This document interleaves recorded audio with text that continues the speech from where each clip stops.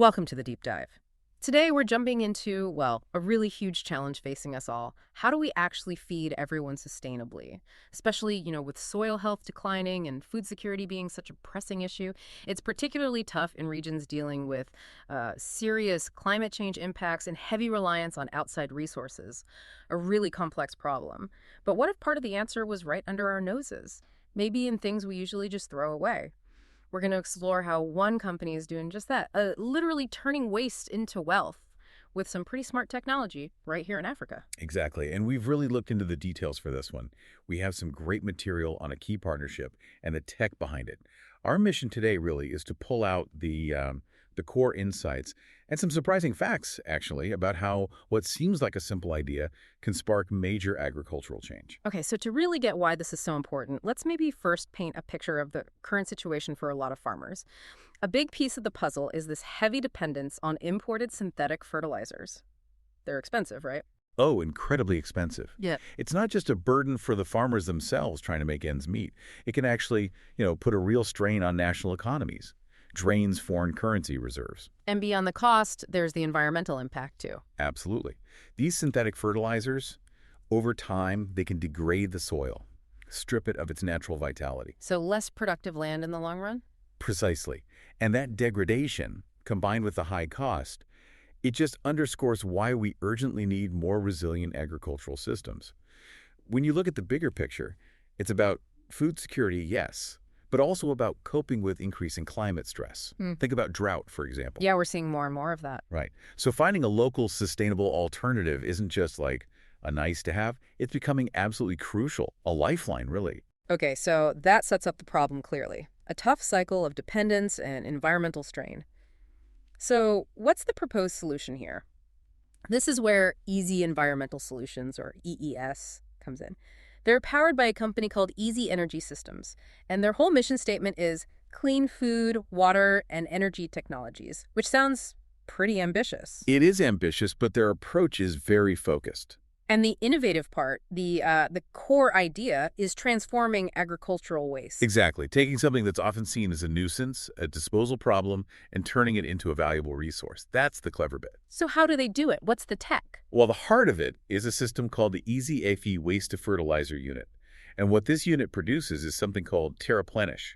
They describe it as a proprietary organic microbial fertilizer. Microbial? Okay, so that means it's alive, not just chemicals. Precisely.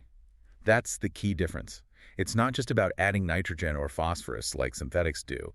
It's about reintroducing beneficial microorganisms, the tiny living things that make soil healthy and fertile naturally. Synthetics can actually harm this soil biology over time. That makes sense. So it's feeding the soil, not just the plant. You've got it.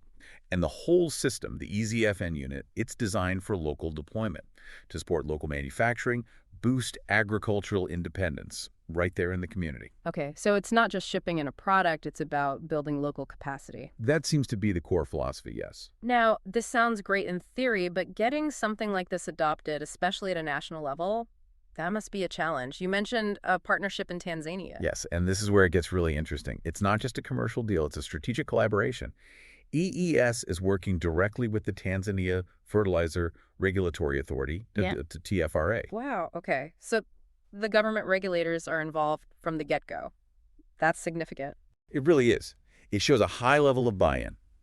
And the sources point to a specific high-level meeting in Nairobi where this solidified.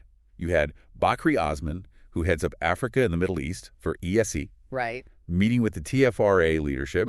We're talking Director Joel Laurent and the Northern Zone's Director, Mr. Regashora. So serious players at the table. Absolutely. Yeah. And apparently this wasn't the first conversation. It followed earlier talks with Tanzania's Minister of Agriculture himself, H.E. Hussein Mohamed Bashi.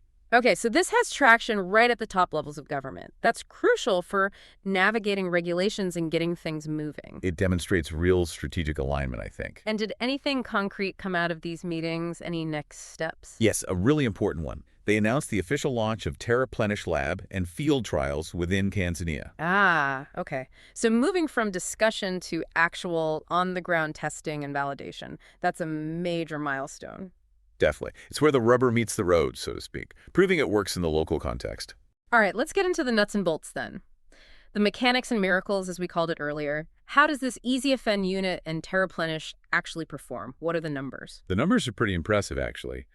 Each EasyFM unit is designed to handle a lot of waste, up to 17,500 tons of organic material every year. 17,000 tons. Okay, that's substantial. And what does that produce? It produces over 2.7 million gallons of this Terreplenish fertilizer annually, per unit. Wow. 2.7 million gallons. That sounds like it could cover a lot of ground. It really can. According to the figures, the output from just one unit is enough to treat about 1.35 million acres of farmland each year. 1.35 million acres. That's huge. That's roughly, what, 546,000 hectares? Yes, a vast area, Yeah. all treated using locally sourced waste. And for the farmer, what's the application rate? How much do they need? It's surprisingly concentrated. The guidance is just 2 gallons of Terreplenish per acre. 2 gallons. And what does that deliver in terms of nutrients? That 2 gallons provides roughly 45 to 60 pounds of nitrogen and about 15 to 20 pounds of phosphorus. Those are solid numbers, comparable to what you might expect from synthetics, but With all the added benefits of being organic and microbial, and it's not just theoretical. They cite validation from over 100 independent studies, plus more than a decade of field data showing these results. a decade of data. Okay, so this isn't brand new, untested tech. No, it seems quite well established, and the benefits go beyond just the nutrients. We mentioned restoring soil biology, which is critical for long-term health and productivity. Right, rebuilding that soil structure and life. Exactly. It also functions as a natural biofungicide, helping protect the crops from certain diseases. Oh, interesting. So built-in crop protection, almost. To an extent, yes. And here's a really striking one, especially given the climate pressures we talked about. It's shown to reduce the need for irrigation or rainfall by up to 20%. 20%. Hold on. Less water needed? Up to 20%, yes. By improving the soil's ability to retain moisture. That's potentially enormous. For any farmer, but especially in drought-prone areas, that could be the difference between making it through a dry spell or not. It's a huge factor for resilience. So let's summarize this for, for someone listening, maybe a farmer or someone involved in national planning. What's the bottom line? The bottom line seems to be lower input costs because you're cutting reliance on expensive imported synthetics. Okay, cost savings. Healthier, more productive land because you're actively improving the soil biology. Better soil, more sustainable. And more resilient crops, better able to withstand stresses like drought, thanks to things like improved water retention. Lower costs, healthier land, tougher crops. That sounds like a winning combination, a real game changer, potentially. It certainly looks that way on paper, and the field data seems to back it up. Now, you mentioned this isn't just happening in Tanzania. This is part of a bigger picture. That's right. Easy Environmental Solutions sees Tanzania as a key step, but part of a much broader Pan-African strategy. So where else are they looking? Their roadmap apparently includes building partnerships in over 10 other countries. The list includes places like Egypt, Uganda, Rwanda, South Africa, the Gambia, Nigeria, Ghana, Malawi, Botswana, Angola, Zambia. Quite a wide reach. Okay, so they're really aiming for continent-wide impact, adapting this model to different agricultural contexts. It seems so. And stepping back, this whole approach ties into a really powerful concept: fertilizer sovereignty. Fertilizer sovereignty, what does that mean exactly? Well, think about it. If a country can produce its own essential fertilizer locally, using its own waste resources, it's no longer dependent on volatile global markets or, geopolitical issues affecting imports. Right, they control a key input for their food security. Exactly. It's about building genuine self-sufficiency and resilience from the ground up, embedding this technology within local economies, moving towards true agricultural independence. That's a fascinating angle, shifting the power dynamic, really. It has the potential to, yes. And are they continuing to push this to engage with leaders across the continent? Yes, it looks like they are.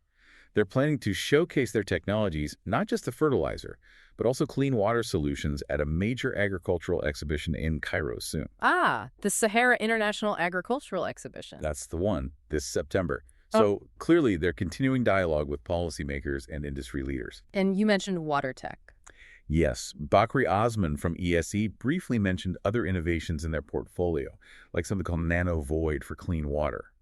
It just reinforces the idea that they're looking at these resource challenges: food, water, energy, in a connected way, delivering broader value. Okay, so pulling this all together, What we've really seen today is a compelling example of, well, innovation in action, taking waste, something we typically disregard, and transforming it into a vital resource. For agriculture, yes, but also for broader economic development. The work happening in Tanzania seems like a really strong case study for how this can work in practice, a potential blueprint, maybe? I think it serves as a powerful illustration, definitely.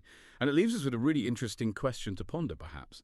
How might this kind of shift moving towards more localized, sustainable solutions like this waste to fertilizer model, how might that fundamentally reshape the future? Not just for agriculture, but for food security, for economic independence, for nations all around the world. It makes you think about the ripple effects, doesn't it? Beyond just the farm.